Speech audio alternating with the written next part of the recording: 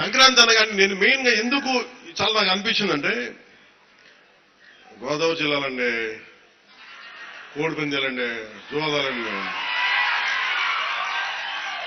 సంక్రాంతి తాలూకు అంటే సంక్రాంతి అంటే కోడి పందాలు, జూదాలు, పేకాట.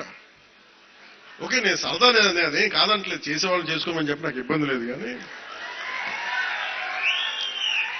అంటే నేను తెలంగాణ స్నేహితులు కూడా చెప్తా ఉంటాను. హైదరాబాద్ నేనే ఇంట్లో ఉంటే, నేను హైదరాబాద్ ఉంటే ఇప్పుడు 10 years బ్యాక్ మేము ఎక్కడికి వెళ్తా అంటే మేము భీమవరం వెళ్ళిపోతా ఉండే, లేదు మేము తూర్పుగోదావరి వెళ్ళిపోతాం. దేనికి అంటే మేము అక్కడ ఈ కోడి పందాలకి ఎంత డబ్బులు వేస్తారు నాకు తెలియదు ఉండేది.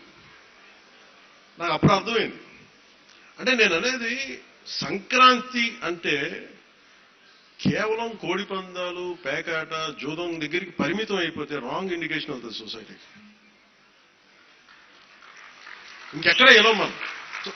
అది మార్పు రావాలి అంటే, ఎందుకంటే మన సంస్కృతిని మనం దేనికైతే అసలు మూలం ఎట్లా ప్రారంభం అది మర్చిపోయామనుకోండి.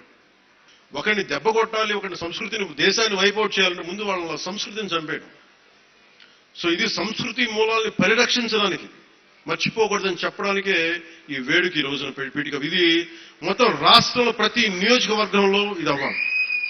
ఇది మనకి గోదావరి జిల్లాలో సంక్రాంతి కోడి పందాలు ₹1 చేతులు మారుతాయి అనే మాట పోవాలి. సంక్రాంతి నుంచి భోగి మంటల్లో కలిపాను.